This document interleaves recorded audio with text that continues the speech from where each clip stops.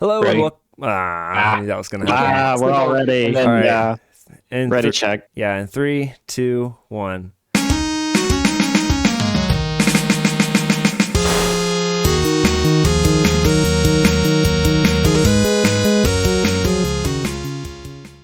Hello and welcome to Plus One to Gaming. I'm Chris.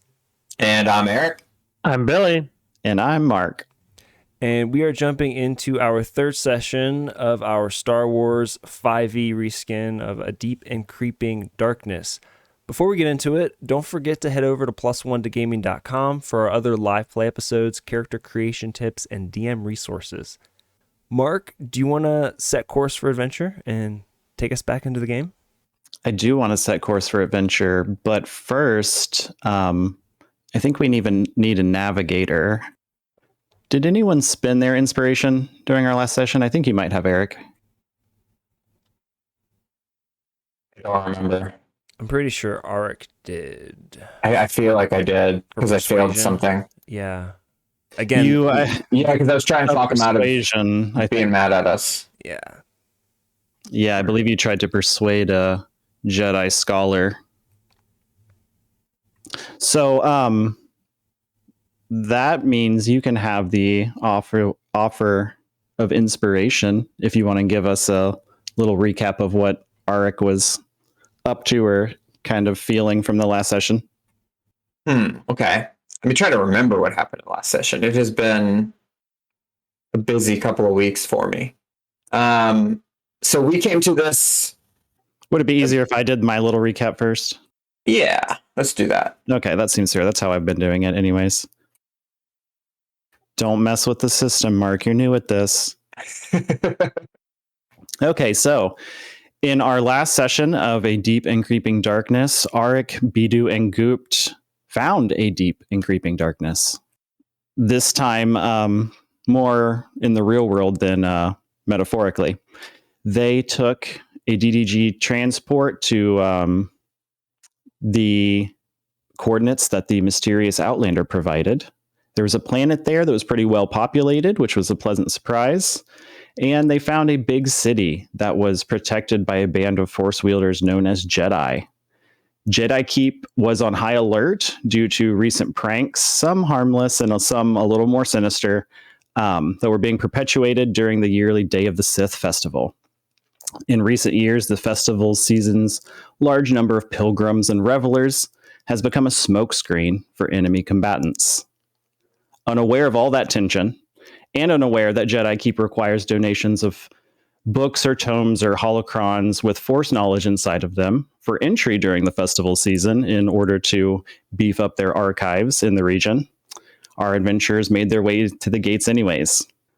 You guys offered up some papers that you had on you, which the interpreter droid IT2 denied outright. They didn't have any kind of interesting references to the Force or Jedi. Discussions on how to meet the requirements for entry took a little while. Gupt eventually and reluctantly handed over the Outlander's Book of Woe, which seemed to throw the Jedi scholars into quite a tizzy. They felt that they could immediately tell its source, and that source was the dark side of the Force. With their original suspicions of you guys confirmed, was angry at your arrogance, he called for guards. The guards rushed in headlong, didn't really take a moment to understand the argument at all, or await any sort of orders, and surrounded you and mostly made matters worse. A Jedi Padawan Sprig Lightfoot and his master Buriyaga Agaburi had been watching from above during their morning lessons. The conversation was devolving, and when Gupt handled his weapon, they became concerned. When the scholars began the safety protocols, Buriyaga decided he had to intervene before things got worse. He had overheard that several of the strange adventurers had joined the Force flow by interacting with a Sith object, and he felt that they had been more an ingredient in some sort of ritual rather than the origin of any sort of dark energy, as the scholars had suggested. He leaped into the confusion. Buriyaga was easily able to stand down the situation. You were given access to Jedi Keep with his personal privileges and access to his Padawan as an assistant. So Sprig helped you go to the archive. Luckily, you know the book you were looking for, and Sprig had read it before because the personal stories section in memoirs is his personal favorite area of the library.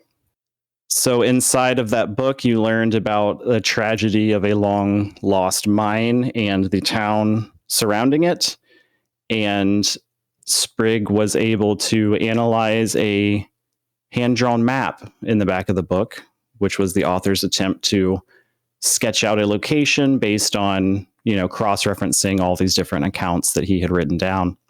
So that is pretty much it. You guys have left the archive and you were deciding to head back to the starship, I believe, and head out to find Marin, the moon of Marin. So all in all, that was pretty successful. Yes, quite. Sorry, that was in character voice. It's kind of hard to tell because my character voice constantly changes because I can't do a Texan accent. I can do a Texan accent. Like every time I go back to visit my grandma, if I'm there for more than 4 days, it starts to like creep in. Yeah, mine keeps turning into like Tennessee. I can hear Tennessee. But I want it to be Texan. Well, so does now that you did the recap, does Aurick get her opportunity to her inspiration opportunity? She does, yes. So guide me through this exercise. What am I doing? So you can have an inspiration for seemingly nothing. That's the deal. All you have to do is just role play something kind of about your experience during the last session, like how she's not necessarily, the physical stuff. I did this, did that, because we know that. But what was she thinking? Just a little nugget. Yeah, I think she's feeling both optimistic and frustrated. This should have been a very easy part of the mission. We go to a library, we get a book, and that part was, so it proves her point. And we still we almost came to blows with one of the most powerful orders in the damn galaxy. So I think she feels like if we her MO mostly is to keep a low profile and let people assume that she's not a threat and then strike. So she's used to not being the kind of brash and in the spotlight. So I think this last encounter confirmed that to her that her MO is one that works, and when they kind of deviate out of it, they get into trouble. Nice, yeah, perfect. Something just like that. Is that something she'd share in the debrief? Well, yeah, I was gonna. Cool. That would be fun to role play off of. So we're heading back to the ship, or are we in the ship? Does anything happen on that journey, or is it uneventful? Does anybody want to do anything? Yeah, I'll let you guys decide if you want to do anything, but you know the way back to the starport. It's just down the bridge and across the way a little bit. Cool. So we got the book. Y'all just want to go back to the ship? Get out of here. Y'all got something you want to do? Absolutely not. I wish to be away from these easily offended people. Gupt nods very vigorously. All right, let's go then. Let's get out of this little blackwater hellhole. So we go to the ship. All right. So you guys head out to the ship past groups of children munching on candies. So you mentioned, and we didn't ask, a bunch of people kept mentioning there was a festival coming, and none of us cared to ask what kind of festival it was. Do we know it's a Sith festival? Is that obvious to us? It's not hard to figure out. Yeah, I mean, there's a lot of black and red involved. Children playing with things like severed heads made of paper mache, in a place of Jedi influence. But yes, there are some customs that surround that that you are not familiar with, since it is a festival season. Is this a festival that's local here, or is this a galaxy-wide thing? It is just here on this forward-facing edge of the Jedi areas. It might show up other places, but everybody's kind of got their own little thing. Customs, anyways. So you guys, make it back to the starship. It is not difficult to find, and you have the relative rough coordinates based on the author's sketch to Marin. Forgive me, I don't remember. Do we have an assigned pilot? Or does one of us fly? Yeah, the pilot is back. He left when he landed to go negotiate fuel prices at the starport. He was able to fuel up, and he can check to make sure that you guys have enough to cover the parsecs needed. So you'll be good to get there. What's his name? His name? Mm-hmm. Yes, he has a name. His name is Boomboss. Before we blast off, Hmm. Bidu wanted to do a safety inspection around the ship. Force to have it as a smuggler. Okay. Yeah, roll like a... And by safety inspection, he actually means like competitive, like either people trying to track him, typically Republic, or other smugglers looking to, or even bounty hunters, because he is technically wanted by the Republic. Okay, yeah. If it's more than just like checking the flaps and rudders, then I guess and roll like an investigation. Okay. Yeah, it's more of like basically checking his six because he's paranoid. Oh, okay, I gotcha. Yeah, you're not worried about anybody following you or tracking you. You're more worried about just the quality of the ship overall.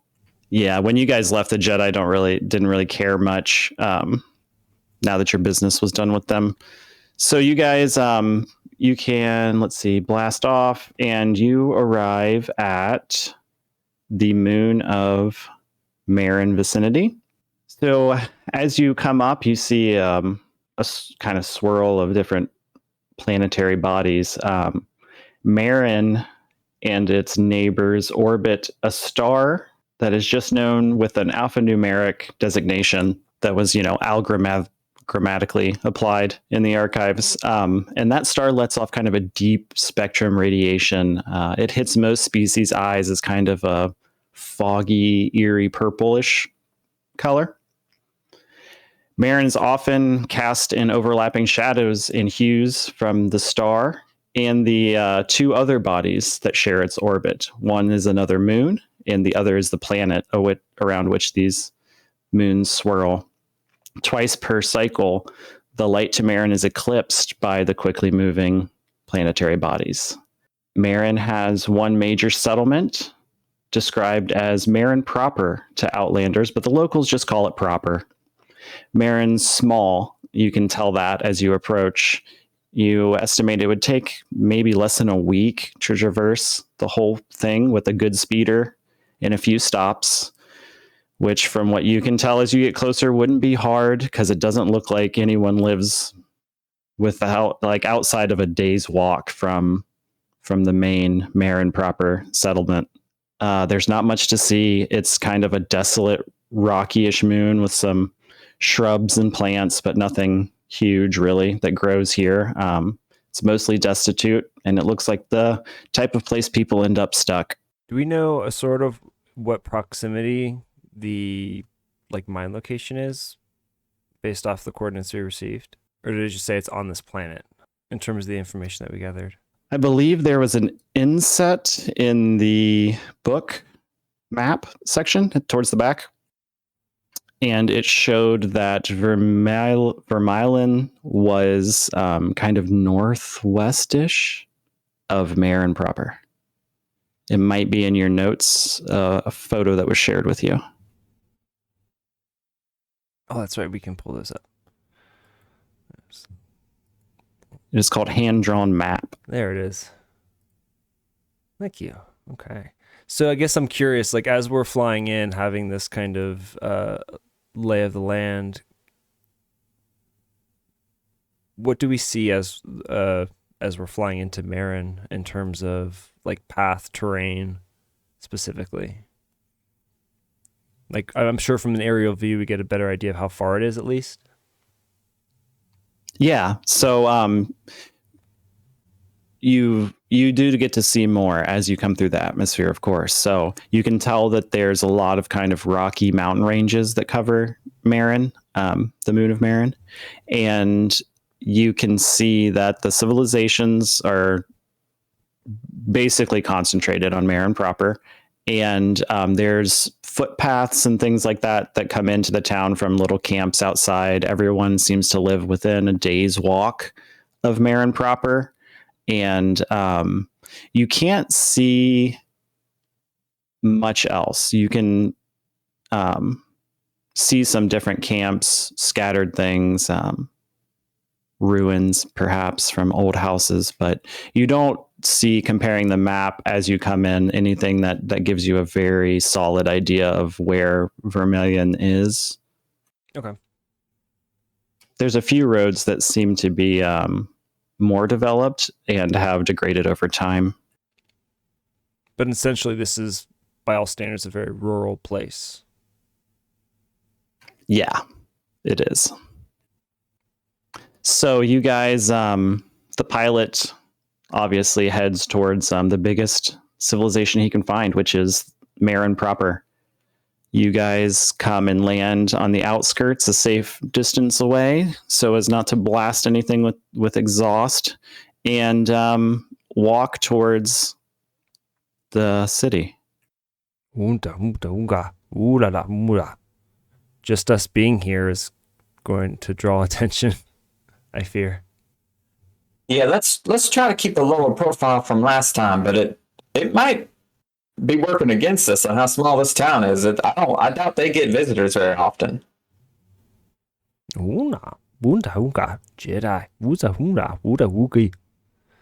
Yeah, I agree with you. I don't know really what happened with the Jedi and that Wookiee. Yeah, they look like they're easily spooked, but these folks might also be. So keep your head down, be polite. Let's get in and out. Let's make this a quick, easy payday. Credits. Yeah, there's easy credits and there's easier credits, but let's make it easier. Borai. So as you guys are chatting, you know, head in past some merchants and some people and into the city itself. Marin is nestled at the foot of a mountain range. The town is the last bastion of civilization before the inhospitable climate of the peaks beyond. Not large enough to be called a city per se, Marin is nonetheless bustling today. Shops, taverns, and other establishments are around, as well as an open-air market at the center of town where vendors of all sorts hawk their wares. So you see some people bustling around. The market's up ahead of you. Looks like there's like a star, kind of like a star mechanic verse in all things around here that might need fixing, farm equipment, etc. There's kind of a little food stalls, you know, people milling about shopping. A dude walking a Lizardian mount here in front of you. Some other mounts on a little hitching post on the other end of town. So we have like a general idea of where this thing is because we have like a hand-drawn map. But yeah, we don't like flying in. We didn't like I see like an obvious like, oh, there it is. So we don't have like an exact location, correct? Correct. Yeah, you have an approximate location. It's based on that dude's sketches, which is based on his own research of everybody telling him, "Here's my story, and here's where I'm from." Okay. All right, boys. We got a sketch based on some secondhand information based on memory. I ain't super willing to just go out there into the wilderness and look around for this thing. We may need to rustle up some info on this. I feel like that's not only a good idea to get some food in our bellies, but a good idea to find some information. And usually lunch counters, inns, those types of places, bars. That's where people are looser lipped because they're comfortable. Gupt nods. He's always hungry. He just keeps it in check. The secret is I'm always hungry. So you notice there's some veggies and stuff to your right in a market stall as you pass by. You smell some meat cooking. Kind of seems like it's coming from the other end of the market on the far eastern side of town. Yeah, we go over there. We heading towards like the bronze wheel, or what is that? Board weasel? What the Board weasel. bronze wheel? Close. You looked at the first letter of each. That's how I read, motherfucker. Sometimes it works, sometimes it don't. Yeah, so you pass by people haggling and everything in the market, some colorful characters, I'm sure. And you see that a sign hangs, and it says the Board Weasel Cantina. You can go in there. I hope that the weasel is not been bored in terms of like a hole in it, but it's just a very uninterested weasel. I just hope it's here. I want to see that weasel. I had to double check the spelling of both board and weasel while typing this. Those aren't normal words. They aren't. Also, I spelled weasel with a Z because there's a Star Wars character named Weasel. So Ooh, that would have been. That's for weasel. our viewers who aren't on Roll20. Well, you know, I was. There's a spelling joke. There's a There spelling is a joke. spelling joke. That's because we're nerds. I was playing Swotar and doing some Hoth missions, and one of the bases is Aurick base, which I thought was fun. That might be where I got, because I know I heard the name Aurick playing Swotar, and I was like, fuck, put that in the bank. Remember that guy later. And then Kuhn is XR Kuhn, which was like a famous Sith. Right. That's a cool name. Yeah, I think we'll go over and grab a table, maybe at the bar. Looking around, what kind of crowd are we looking at here? What are the denizens of the Board Weasel look like? When you come in, you guys walk through. RX comes up to a sensor which beeps, and a man behind the bar says, "No droids." I tell RX it's okay. He can wait outside. There's a little my droid holding area here because they're smart enough. Yeah, So they have that for you. Okay. we've been through this. Does My it have little- like toys for him to play and keep himself busy? There's a couple little ports in the wall. They're Get it, like, RX. Get those ports. they're just little fun things for droids to do. Charging Kind of, station, and there's maybe? a little screen that almost works like a Tamagotchi, so they can pretend to raise their own little digital droid. I don't want you getting any ideas, RX. We got to stay mobile. So you guys come into the Board Weasel. RX, beeps his way over, starts playing his games, and you look around the Board Weasel. It's a mid-range cantina. Looks all right, not too bad. There's a dining area. It seats maybe like 40 people comfortably, but there's not that many here. And they have some bedrooms for rent. The mattresses here, there's a sign that says they are surprisingly soft on the wall. They also have like a shower and things like that for travelers.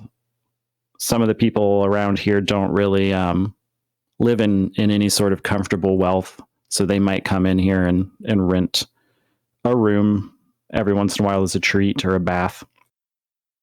There's a menu that hangs above the bar in Erubish. It says that they are known for a flavorful piping hot stew called Salty Fish Surprise, and a large bowl of the stew costs some portion of a credit, we'll figure out, and a small cup of it costs a even smaller portion of a credit. Those are copper pieces, but I only really accounted for credits being golds. 1 credit's a gold. Jeez. So we'll just say they're I don't know. I feel like a credit should be a copper, right? That would track more, the least amount, because you pay like 1,000 credit. Yeah.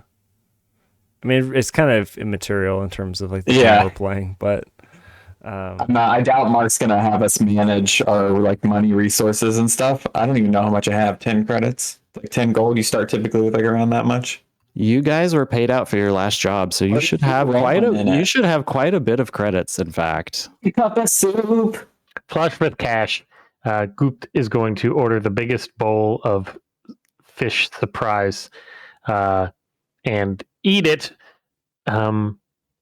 ravishingly, but he's definitely keeping his eye out, especially the guys behind him throwing knives, just because that is a danger.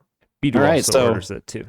Yeah, when you guys sidle up to the bar, and the owner, his name's Lucas Grosvenor, he comes over. He sees Bidu and kind of nods a kind of surprising glance. He doesn't really see a lot of Rhodians here, so he greets you in a traditional Rhodian imita, and then speaks in common. What can I get you, travelers? Some fish stew for you, sir, Gomordian. Fish stew for everyone. He'll go ahead and get you guys those fish stews that you wanted and set those out. Toka wuka, nuka wuka, vermilion. Oh, vermilion, yes. No one's asked about that in quite a time. I know of this place very well, very well. I worked there for years. I was a miner before moving to Proper and taking over this board weasel establishment. Do you happen to know the best way to get there? Yes, it's not a difficult place to find, really. Having been there, most people around here know the way to Vermilion. It's up the road. There's only one road which really was built. It's easy to follow. It's fallen into disrepair in the past years. It heads some direction out of town. Hold on. I believe that would be west if the maps are oriented north-south normally, or if this planet rotates the correct way. I don't really know how cardinal directions work in space. Yes, if you head east. East. I don't know, east from Proper, down the paved path. Eventually it gives way to the wilderness, but that would put you on the way. Although I've never known anyone to go back to that place. I certainly wouldn't. I'm holding this map upside down. So what happened out there? Why y'all all spooked about it? It's a long time ago now, but pain, it lingers with you. Stays for years. Truth be told, I can't go back there simply because I don't have the will anymore. I was there for a long time, started my family there, fell in love there, worked there, and it all fell apart. I lost my young wife, Lorna, in a disaster that happened in Vermilion, and ever since I couldn't stand to be there or even see some of the people who reminded me of her, so I left and took my earnings and her earnings, came here and eventually was able to purchase this establishment. And at least now I'm out of sight and it is out of my mind as much as it can be. Toka wulu, wunga uta, uta wuta wunenida. It was a collapse, which comes with the territory when you work the mines, but you never think it would befall your own family, even though you've heard stories through the years. Must have been 70 years back by this time. 70? 70? Yes, 70 years ago, if my memory serves correctly. No one ever really discovered what entirely happened, but there was an explosion and a series of collapses. Many of my friends were lost that day. Many were stuck inside. Of course, I heard of the stories only later, since I had already left, but I believe it was Astra Vorn who later told me of more of the details as she had heard. Onta. I'm not one to tell of someone else's life, but there were strange occurrences in Vermilion after I had left, and then after the collapse, supposedly people disappeared inexplicably. My take was always that it was very easy to explain because trauma can drive you more strongly than most other feelings in the galaxy, as it did me. Hunda hula buna. Now, I do miss that. That is the one thing I miss. Having left so many years ago, it was an ore of quite a brilliant hue of silver, striped almost with streaks of even more brilliant silver. It was a beautiful, beautiful ore to behold, and we made all sorts of things, different skilled artisans making weapons and armor or panels for vehicles and widgets, bits and bobs. It was quite useful. Konanana. Well, we simply called it profit. Didn't mean much to any of us. I believe that no one had really cared to find out. We understood how to smelt it like most other ore, so the mining company persisted, and we continued our work. But I'm not quite sure what its actual chemical components would have been. That was not in my wheelhouse. Bidu ponders on this. What has you so interested in Vermilion? I've been here for generations at this point, and besides me and Vaughn, I'm not sure many people here have been there or care to go after the stories have spread. Bidu sips on his soup and looks over at Aurick. We were hired to find something for our patron, and we got decent intel that it might be up in that mine. Not ore, nothing like that. I ain't interested in working that hard. A book of sorts. I believe it's called a Deep and Creeping Darkness. You heard of it? Yes, a deep and creeping darkness. I've heard of it. That's the legend of which we're speaking. Seems the story has traveled off-world. I figured it would at some point. Yes, that's what most of the younger people here who are not traumatized by my personal story like to give it that cute name. Hunta uda lukta wuka noka. Well, only that I was there and left. I've only ever heard of the story as a story. Having not traveled back, I never even could bring myself to take a trinket of flowers to my wife's grave there. I tried once and made it to the edge of town and had to, no matter. I turned away. Zapa ting tu nu ki. Well, as the young people tell it, the story of a deep and creeping darkness is, I guess, more about after the collapse, and a lot of people don't heed my aged wisdom and story that I had left of my own accord following the traumatic death of my wife. But the story goes that many had actually survived in the initial collapse, and many perished days or weeks into their entombment, listening to the faint clink of the townsfolk digging toward them. And after many eclipses, stretching beyond even one full phase, supposedly 16 men and women were saved, and there was great rejoicing. Some of them recuperated for merely a day and then were back to help dig for their fellows. And they say that they continued to dig, at least some of them, as long as any residents remained. But 11 souls were lost. Muta. This is, Was there anything else? Yes, the part that people disagree with me on is afterward, when another catastrophe seemed to plague the village. As people disappeared. And it wasn't all at once, and it started with the survivors.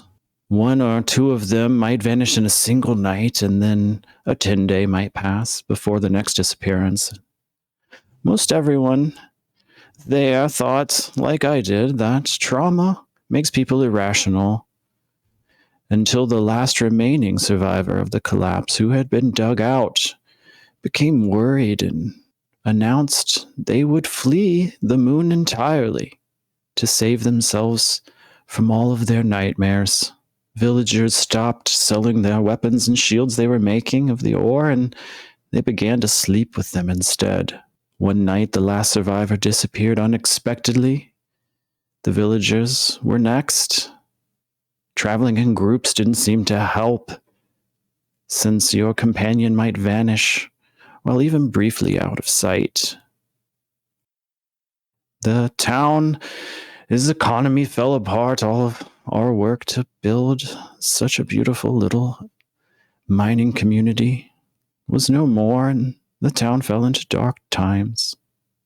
Its population bled out, its economy bled out. No one was willing to keep anything open there any longer, and in no small part because no one was willing to go inside the mine any longer. And that's when the story began to creep and spread about a curse or some such evil. It was passed along by merchants, and I bet some random bounty hunter who heard the story is now taking it off-world at this point. That must be how it's come to spread to people like yourselves. Did you ever worry about disappearing then?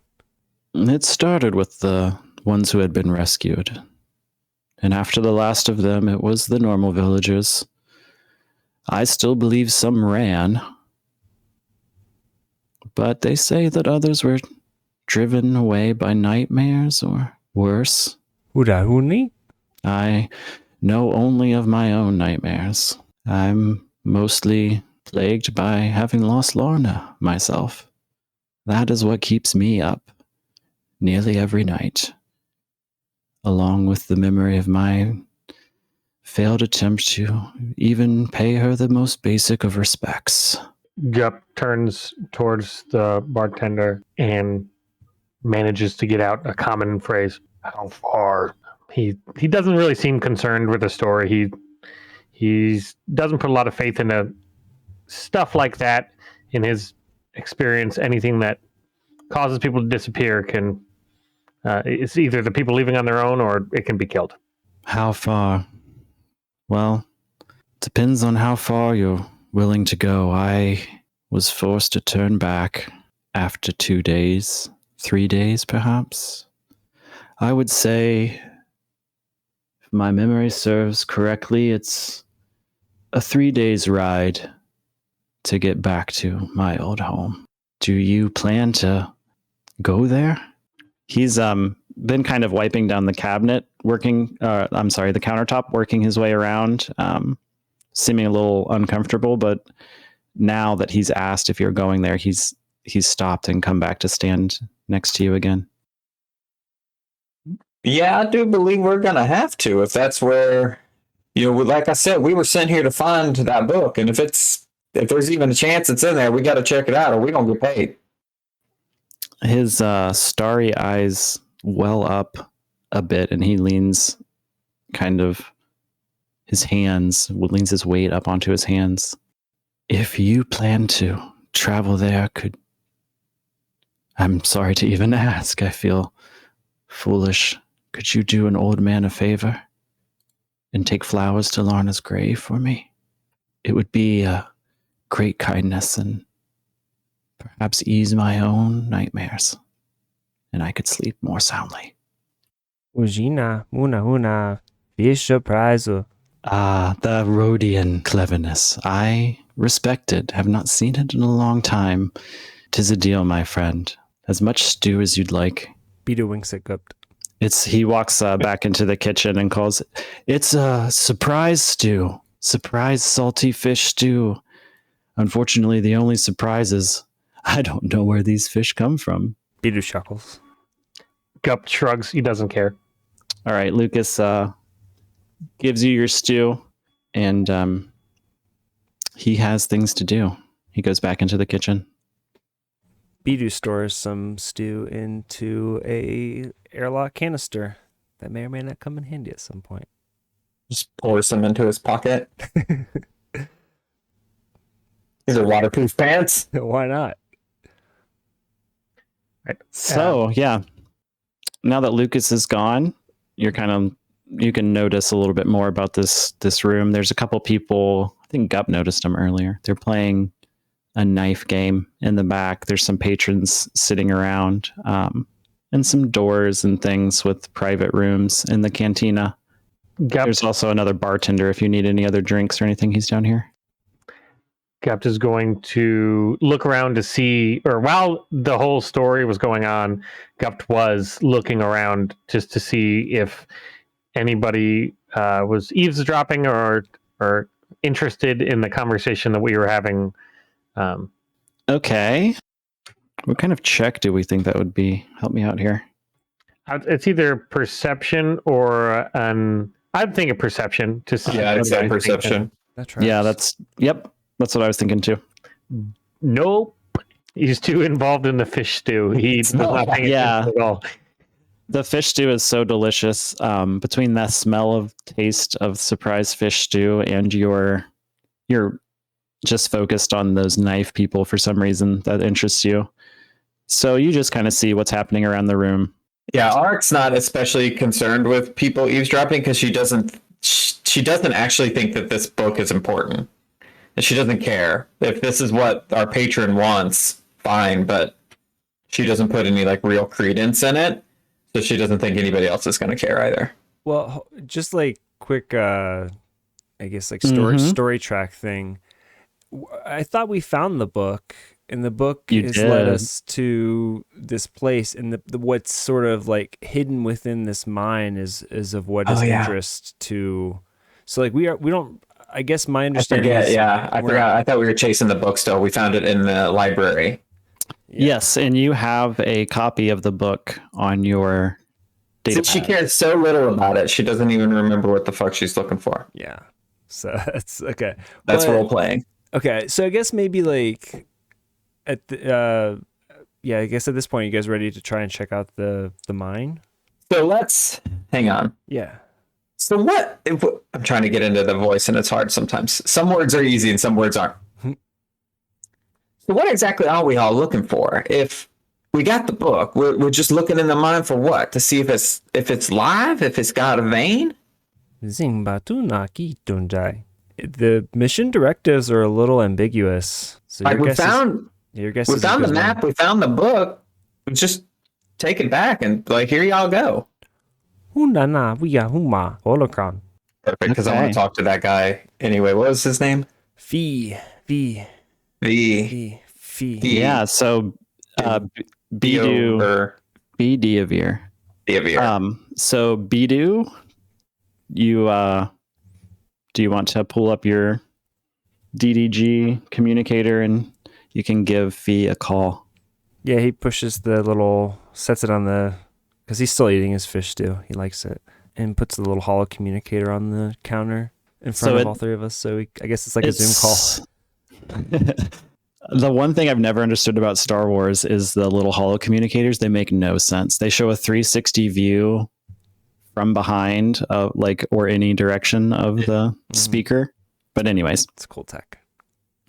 So yeah, you put it in selfie mode so that it can see you guys. And Fee crackles into a little blue disjointed hologram in front of you. Oh, hold on, let me get my voice. Itike duduma. Hopefully you guys got some good news for me. Hit me with it. What's the debrief? Art, do you want to debrief him? Yeah, sure. Hey, see, we found the planet that the book told us to go to. It had a little map in it. We just talked to a very helpful bartender, and he told us about where we need to go. But we're a little confused on our directives, I guess. You want us to just bring the book back, or like, what do you want us to do? Do you want us to go check out this mine? Hold on, just a second, Aurick. You were breaking up a little bit there. Did you tell me that you have the book and it says A Deep and Creeping Darkness on it? You've got it? Hang on, let me double check on that. I pulled. I don't know who has the book. I don't. Does Gubt have it? Who has it like physically on them? Did we take it? Yeah, you can all have a copy of it. I thought so we don't have the, hold on. Baktu vumwa vumba boko. Hundamia buko Jedi keep wakaduka daka woka. The Jedi Keep. Oh, God. That Outlander sounds like he was more than I even expected. Crap. All right. Well, I mean, honestly, I don't need the book. If you guys got scans of it, I'm over the moon. I didn't even think this crap really existed. This is great news. Well done, fellas. And ladies. And droids as well. I'm blown away. You guys are on a planet, so I guess the coordinates you were able to figure out must have worked. Is this a plausible thing? You think it might be real? It feels like it could be something. I mean, the map in the book led us to this planet. We talked to a guy who used to work in the mine like 70 years ago. I mean, we could. If you want, I guess we could check it out. If you want to give us a little bonus or something, since we're already here. Well, I definitely feels like it could be feasible. It's falling together. Yeah, well, I need you guys to continue on. You're got to find that mine. If it's out there and details from the book have checked out thus far, you got to keep going. It's the only way we can keep the company going and keep me from, well, having to move in back with my mom. Bidu. We ain't miners. Like, what are we looking for? The next step would be to track down the next detail. If you know the location of the mine, then get there, and we need at least some samples of the area so that we can test them out and make sure that it's a viable place for us to bring in all of our remaining mining equipment. Collapse. Just so you're aware, the whole mine did collapse. Wakara boka kura kiki mona nika buka. Also, a lot of people died in there, and there's some creepy stories around it. Creepy stories, yeah. Well, that's kind of how we started, so I guess I'm not surprised there. You're a brave little Rhodian, Bidu. I think you could probably handle it. And Aurick, to answer your question, there's no bonus for finishing your mission, but don't forget that as an eligible employee with at least one contract finished, yeah, if you find a strike, we'll give you quite a handsome reward. Just so we're clear, I am not a brave Rhodian. Well, you know, a manager can only do so much to pump up his troops. You need to work on your confidence, Bidu. I believe in you. He sips on his soup. I think we figured it out. I appreciate your help. The bartender man said it's going to be like a 3-day ride out there, so we'll check it out. I don't know if the transmitter will work while we're out there or not, but we'll probably, hopefully, it's going to take us more than a day to get some samples and get out of there. So probably give you about, I'll call them like maybe 7 days. Sound good? Yep. Well, you've got a burn rate about 2 months out here, so as long as we can get this last mission wrapped up in that time, I've got the funds to keep everything rolling. So carry on, men. I'll report to the old man Dustoga, and well, it's just great news all around. Back to Papa. Oh, one last thing. You've got lunch for us, right? Since we found this for you. Thanks so much. No, you're breaking out, Bidu. I gotta go. He's charging it to the company account. Everything that they ate. You double dipping because then we get that for free. The Oh yeah. Fee tries to fake his way out of the holo call going bad and hangs up on you when you mentioned him covering your dinner, but Lucas Yeah, Lucas will give it to you for free. Since you agreed to take the flowers to his Yeah, wife, we'll do that. Larna's grave. Larna, I didn't know her name, so Didn't he say it? I don't know, maybe. He said it. Damn it, Lucas. No, I he just said put it on a pile of rocks. First pile of rocks Lorna. I see. Here you go, Lorna. Is it one of those things where Aurick, as soon as we get outside, she just throws it in the trash bin? I don't think she's that crass, but she'll take it up there, but I ain't looking for a marked gravestone. How are you gonna get the secret pendant that's held within? Oh, that was a different game. It's a mass grave. I'll just put it on top of the rubble. These flowers are for everybody. Everybody under here. Everyone's remembered. All right. I don't need one ghost getting jealous. Come back and haunt your ass. All right. Yeah, you didn't bring me flowers. They were for everybody. They're for the group. Your sadness is our sadness. Do you guys want to check out anything in the cantina or call Lucas back, head out? I don't know. I don't see anything of interest in here. Bidu's already out the door. Hey, you spying on us? Hey, you spying on us? Hey, you spying on us? No? Okay, let's go. Look out of here. You good to go, Gubt? Yep. All right. Let's get out of here. All right, boys. So we know where we're headed. We got some spooky little intel. Lucas mentioned another person a couple times that knew some stuff. Varn? Astra Vorn. Astra Vorn? Y'all want to talk to her? I don't know if it's a her. I think he said her. Y'all want to talk to her and maybe get a couple more pieces of info before we head out, or y'all feeling good? Bidu looks over at Gupt. What you thinking, Gupt? He shrugs. He knows where they're going. He doesn't really give too much credit to the mysterious and the strange tales. It just seems like a story of a sad man who's just been embellished over the years, living by himself. So we know where it is, or at least I know where it is. Like, if we're going to get more information on the discrete physical description of it, that would be the only thing that he cares about at this point. He doesn't really care too much about their story because at this point he's already ignoring it. Like he doesn't believe it. Yeah, I agree. I ain't worried that much about the ghost stories. I don't put a lot of credence in it. But this Astra lady may know some physical details. Like, maybe there's a way in, maybe the collapse, maybe there's a back door. I don't know. Lucas didn't really seem up to talking about it because of the tragedy. But I don't know. If y'all are ready to go, I'm ready to go. But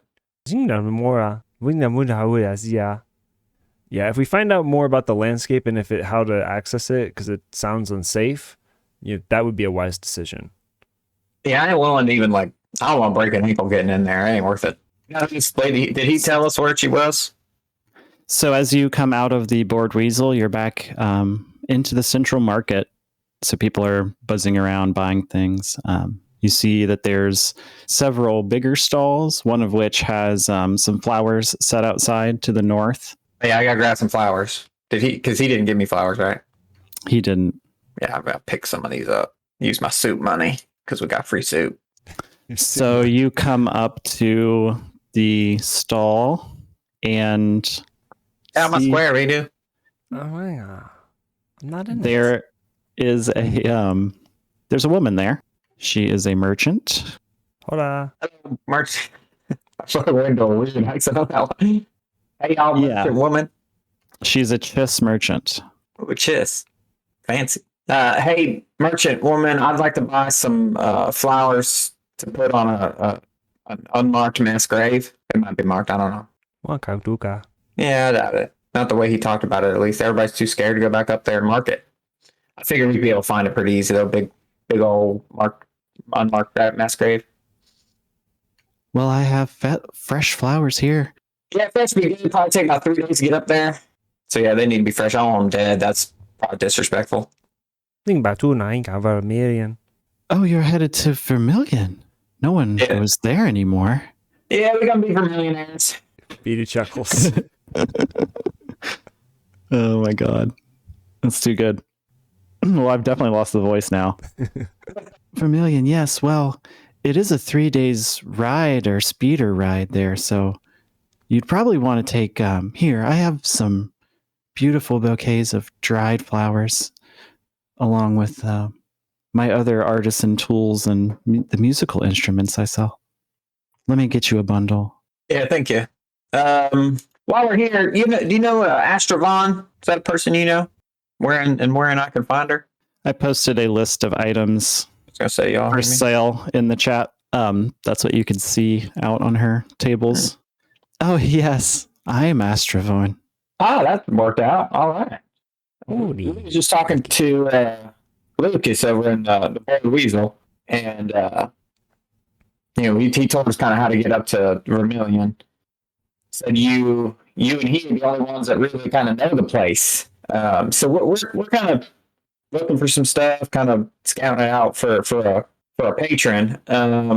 Is there anything we should know? You got any like warnings, or other than like maybe some ghost stories? But is there like a back door? Is it you feel like it's safe for us to go walking in there?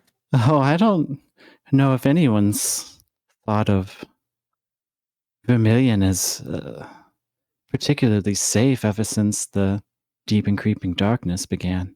I myself haven't been back. It's been how many? It's been like 70 years since, and ain't no one been up there. No, yes, easily 70 years. I believe I was only about 8 at the time. So yeah, I think that if Lucas said 70 years, I would believe the old timer. And you don't know about anybody like going up and back or anything like that. Like it ain't a popular destination anymore, correct? No, I think the only thing popular about Vermilion these days is the whispers and the talking and all of the stories.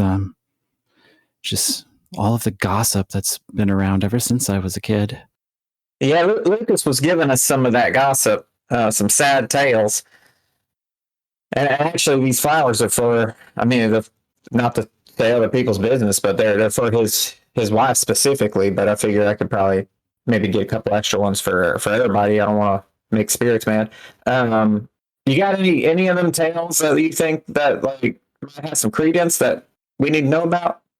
Well, yes. I mean, I didn't leave Vermilion willingly. I loved the place. It was such a great place for a young girl like myself to grow up. Plenty of kids to play with and a spooky mine to sneak into.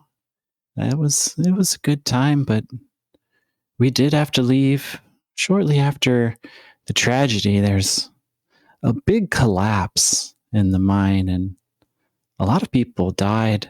And when my mother, months later, began having strange nightmares, she packed us up and said that we would have to leave. You ain't having none of the nightmares though? Oh, I was so young. I don't remember my dreams, but I didn't seem to have much troubles at all with the place, but, a child follows her mother dutifully. We moved shortly after the collapse. All these people that have been disappearing and leaving, what do you think they just got scared and left, or you think there's something nefarious going on? Well, my family certainly got scared and left, and my mother was petrified over the disappearances. She seemed to think that if she stayed, that one of us might disappear. Although, in a way, we did. I never got to say goodbye to many of my friends there. Yeah, so I reckon that's kind of what's been happening. People just getting scared and leaving. Yes, and the stories over the years, I've heard plenty of gossip from the adults, and some believe that it was simply just the trauma, and others think there was, well, a deep and creeping darkness, they came to call it, that somehow was causing everything. Interesting. Do you know if there's? I mean, you heard any tales of people being successful going in and out in the past 70 years? No, I've never attempted to go back myself. I never had much reason, and then once the town seemed to have completely fallen into disrepair and no one was there anymore. There's no reason to even go there and try to make business. So I haven't returned in, well, ever, actually. Yeah. Now, when the mine collapsed, it was producing, right? It was like still an active mine. Oh, we were so happy, and yeah, everyone there, we had quite the community. Yes. That sounds nice. So, is there anything else you think we should know before we head out there? Well, you should know that outside of Proper, it's an inhospitable place, this moon. And I believe Marin's 3 days ride, but it will be work to get there. Y'all keep saying it's a ride out there. I don't believe I saw on my character sheet a speeder or a mount of any sort. So we're either going to walk out, which sounds not great.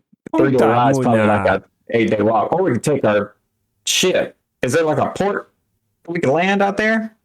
Aurick, we want What'd you say, Bidu? Sorry. We rent a speeder. That's kind of what I was getting at. I got a couple choices. We can walk, we can fly, or y'all got a speeder rental. I mean, I don't know. These jet ski rental type shit out here. Y'all do that? Bidu's definitely not walking. Yeah, I ain't interested in walking. Not on this knee. Yes, it's a wise choice. I believe walking would be a lot of work.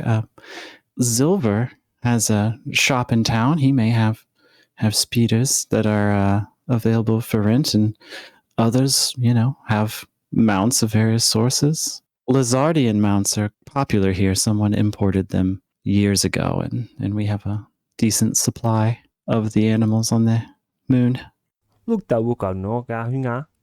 Yeah, they're just like hot out there, or what? Well, most of us don't want to live far from Proper, so there's not many settlements or places to rest. So a person like me who's used to comforts and doesn't seek much adventure beyond the good companions she finds herself with, wouldn't want to go on a grand exploration of this moon.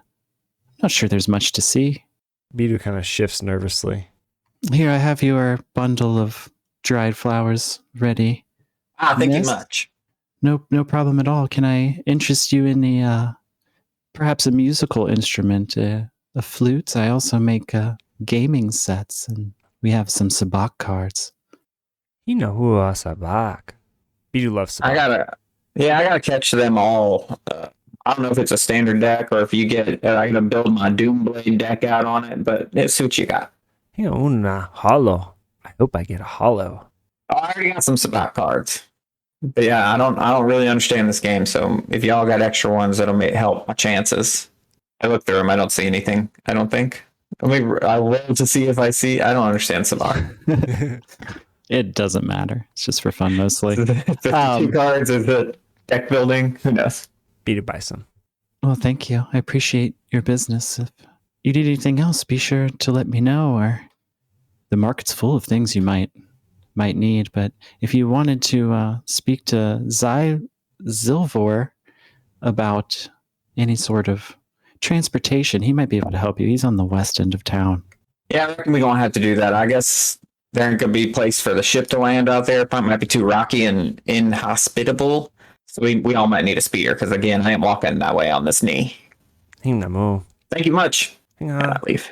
Bye. What's this guy's name? Silver. Hi, you Silver? I'm going to make Mark do all the voices. Who else is in this town? We're talking to him. I have set myself up for trouble with this town. Let me tell you. I can tell. There's a two-headed guy down there. I need two voices. Oh, that's me. How can I help you? Welcome to the mechanic shop here in Proper. The one and only mechanic shop. Nice to have a corner on the market. So we're looking to rent a speeder for 3 people, a small little astromech, and a tiny little probe droid. Y'all got something that could take the 3 of us, or we're going to have to rent 3 separate ones? Y'all rent stuff, first of all, I guess. Good question to ask. I can probably set you up with some speeders. Lord knows if I've done this right. Do you guys know how much money you have? No. Quick question. Quick and easy question. Let me look. It's not on. It says I have 20 gold. Let me look at my notes. I have. I did not 50. update. Yeah, I have did 50 not update your because sheets. yeah, Yeah. I have 50. I updated it when we got paid, so I have 50 gold. I got 90 credits. And I had 20 going in, but then I see 10 credits for ship deposit. I don't know if that's a positive or negative in my ledger. That is a positive. You were Okay. you were given that back when you I was given turned that in that back. Starship. And all right, perfect. So I got 120 credits. If credits are gold, Yes. then yeah. Well, let's I don't have his voice. What was his voice? Pretty close to that. If let's take a look around our here. I got a hauler speeder here. So we can get that maybe, and we've got this old speeder here, another used one back here. Looks like for what you need, you're probably gonna have to take the hauling speeder to fit all you guys. I rent those out for let's see. He kind of sizes you up. That's about 250 credits, I think. Well, we ain't getting robbed here, are we? I didn't know this was a robbery store. I think we are. Is Gupt near us by chance? He's by the bored weasel still. I feel like Gup's presence could be useful here. Yeah. Look, friend, we're interested in doing business, but if you're pricing us, I get you're the only game in town, but you're pricing us out of the market at the jump. Bidu starts examining the hauler, looking for faults. Does that look like a good enough speeder to pay that much money for? Well, I mean, let's see. I got if you want to go with the old speeder here, Look, I friend, can give you that one for 150 credits. I need something that's going to get me there and back again. We're looking for a 7-day journey. If not, if everything goes to plan, I don't need to be stranded out there because you gave me the bargain bin. I mean, I fix them up, and I fix them up good. Okay, I trust your work. If not, your negotiating skills. I mean, if a speeder's a little rich for this ragtag group here, I mean, you can always go talk to Tin. He's usually got some lizards around, I think. I need to. Dang, I wasn't interested in bouncing up and down the whole way. I don't even know how much Gup weighs. Those lizards might be pushing it on the weight limit. What's the best you could do? Give me a deal, man. We're from out of town. We're here. We're enjoying your people. We're at the board weasel, talking to everybody. Everybody likes us. Can you? I'll bring it back in good shape. Can you cut me a break? I want to persuade him. Do it. I forget. Use your character sheet. I'm looking for it. I popped it out. It's behind like 6 different things. All right, here we go. Oh, cool. Persuasion's not fucking checked. All right, here we go. Can I help him doing kind of like good cop, bad cop of like, hey, look, the bumper's dented here. Yeah, I'll give it his dented bumpers. Oh, look at this I scratch need to over bump here. stuff. Yeah, you do a full body check on that thing. I ain't getting charged for these after. I kind of want to use distort value. What does that mean? It's a spell that I have where you can either make something look like add to an object's perceived value or make it look like half as much. You can't use that right now. When would you ever use that other than this? I know, but that's why I wanted to help. What's the deal? I'm gonna take a quick potty break. You guys discuss how you want to convince him real quick. All right. So, what was this guy's name? He left to go pee. So Bidu, you got anything you can do to maybe get us a better deal on this thing? All right, good, because I ain't interested in spending my entire earnings from the last job just to get up the dang street. Yeah, so Bidu uses his tech to like basically create a hollow distortion around it to make it look just like way worse off than it is. So you got like things popping out like kind of like that droid that they first try to sell Luke and oh yeah, it's like it's got a bad motivator. A 5D4, I believe. Yeah. Oh, may he rest in peace. I wonder what he's been up to. That's right, on Friday 4. There's a comic about him where he I fucking knew it. was a force sensitive droid somehow. And he sacrificed himself because he knew that R2 was actually the one that had like a critical mission. So he gave himself an aneurysm. Really? He couldn't have just like pretended to have an aneurysm. I mean, it's been a while since I've read that comic, and I don't think it had a ton of nuance in it. So I think he just blew his own brain out. It's kind of dark though. Yeah, it is kind of dark. Like, I am important, but this guy's more important, and you want to buy me, so I'll just squeeze my brain until it pops. Until the motivator pops. I'm pretty sure that was it. I knew there had to be some kind of There's definitely lore behind R5D4. Absolutely. Why wouldn't there be? So Zilvor, before he comes back and do that thing you were talking about. he's come back from the restroom now in the back. You guys, what's the deal, fellas? Yeah,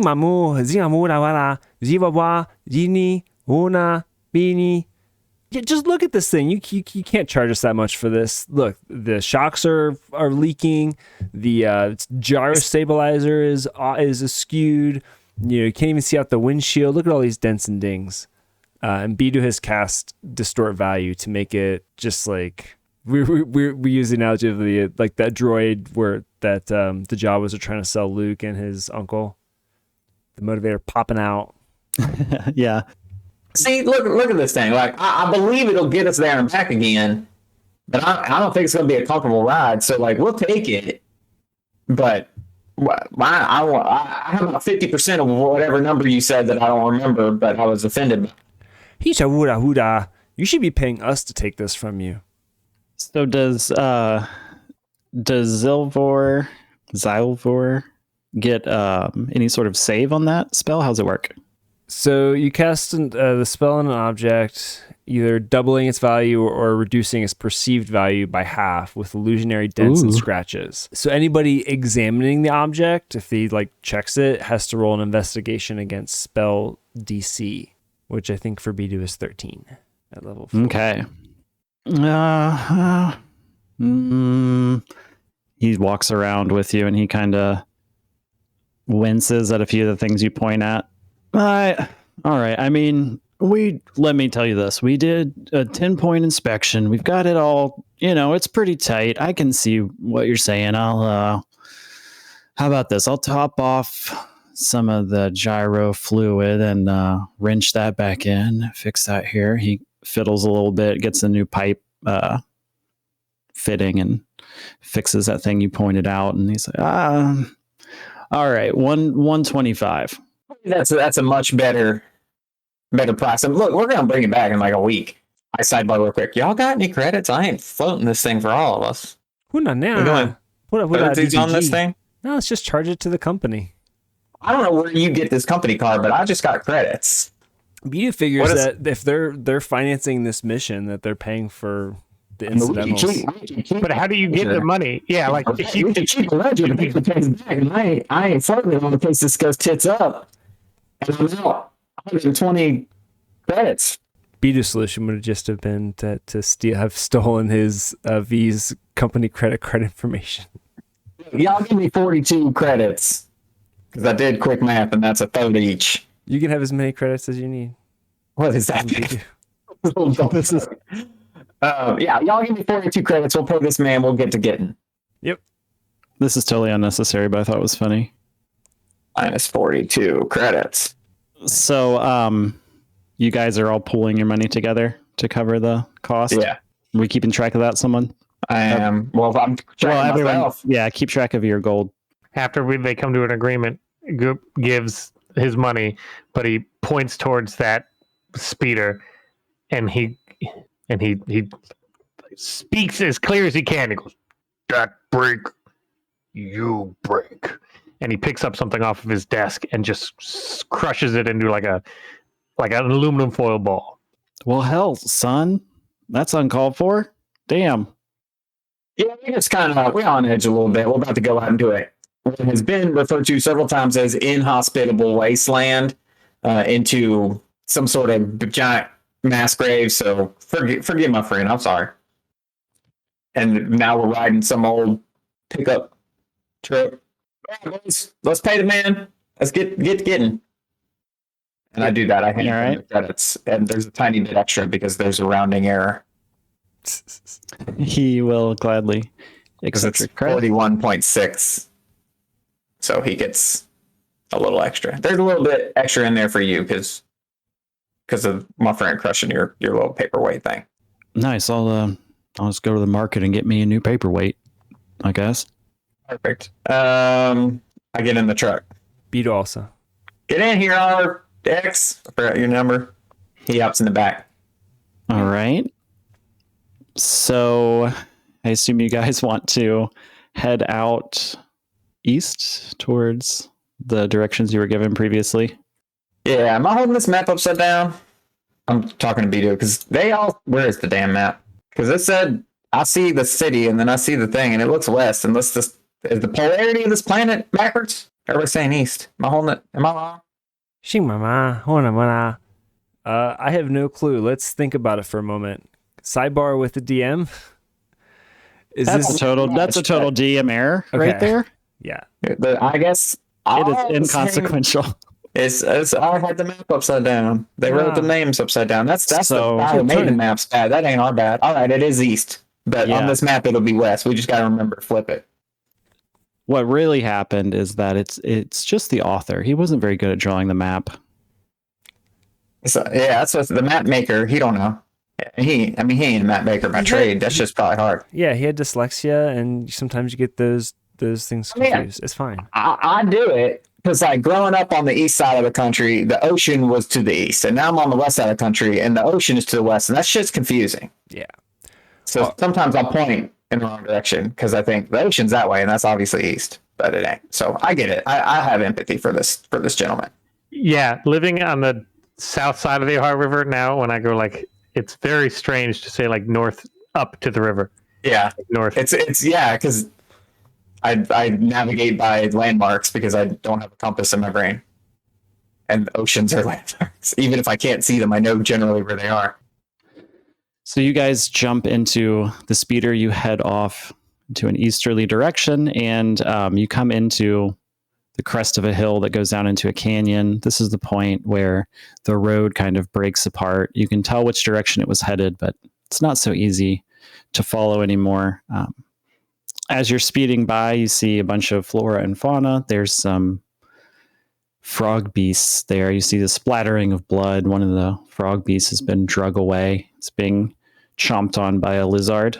So you speed by, and you can see all this kind of playing out. There's a bunch of lizards kind of waiting their turn after the alpha lizard gets his meal. And you speed by and see that there's a sizable creature. He's kind of creeping through some trees and rocks up onto the group of lizards, and he has a bunch of ropes and tassels and chains and things that one might use to catch such beasts. You zip past him and down through the canyon, dodging trees and rocks. And eventually up ahead, it starts to get a little darker. The canyon light is cut out, and you roll up to a giant cliff face. And you can see that there's some big steeps, I guess they're called, layers of cliff that leads to another layer of cliff. That leads to another layer of cliff. In the distance, you can see that there is maybe a camp up high in the cliffs. And Aurick, you think that you see a starship up among the cliffs and the rocks. And that is where we will leave it for today. Well, this looks like it ain't gonna be just an easy there and back again. That's it for our third session of A Deep and Creeping Darkness. Join us next week as Aurick, Bidu, and Gubt make their way to Vermalion in search of evidence that there's still wealth contained within the fateful mine. Will they uncover the treasure they seek, or something more sinister? Find out next week. Don't forget to hop over to +1togaming.com for our other live play episodes, character creation tips, and DM resources. Thanks so much for listening, and we'll catch you next time.